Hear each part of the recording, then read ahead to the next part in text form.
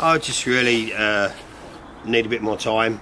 Busy life at the moment, and I think Cheryl and I have taken the club as far as we possibly can, and it needed new blood and needed a bit more enthusiasm, which I was sort of losing a little bit with being so busy and that. And I think Gary needed a bit more support than he was getting from me as well.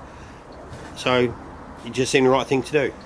Was it a hard decision? Of course, very hard when you look at what we've sort of done here between us, everyone's help and all our sponsors helping and everything else. Over the years we've turned it around and made it into a good club, and it's on a stable, very very stable footing at the moment.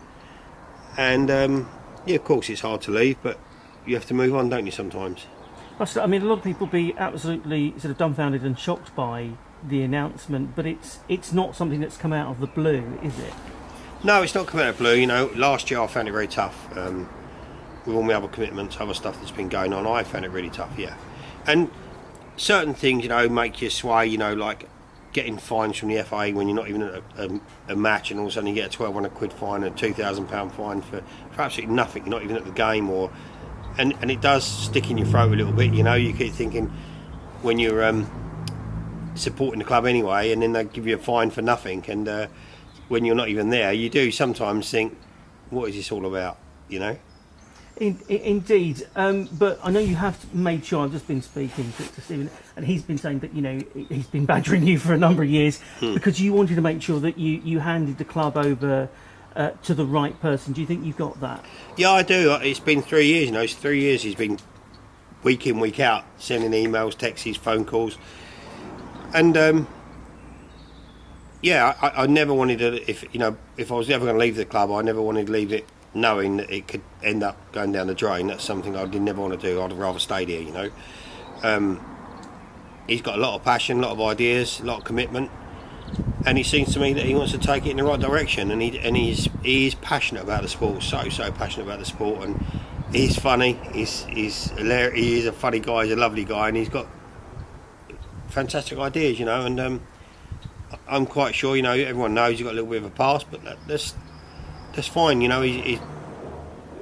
he's there for the right reason, and he loves football, and he does love this club. He's been a few times to watch, and say 3 years he's turned down other clubs because he's waited, and I it was hard that he had to sort of prove to me in a way that he's the right person to take it, and he has done that, and I'm sure I've got it right. I hope I got it right, but I'm quite sure I got it right with him. What do you think, just lastly, what will you take away from your time here as owner of the club?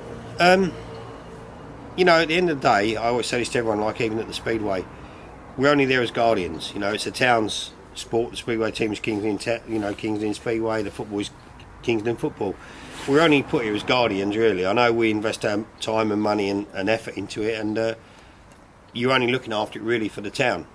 And I myself feel that we've achieved quite a lot, showing myself and put it in a good place for everybody, and I hope everyone's enjoyed it. I know we've upset a few, but we've also pleased a few. We've had a lot of good times. We've had our ups and downs, but it's been all in all 90% good, and if you can say that about any job, anything you do, then you've got to be getting it right. KL.FM.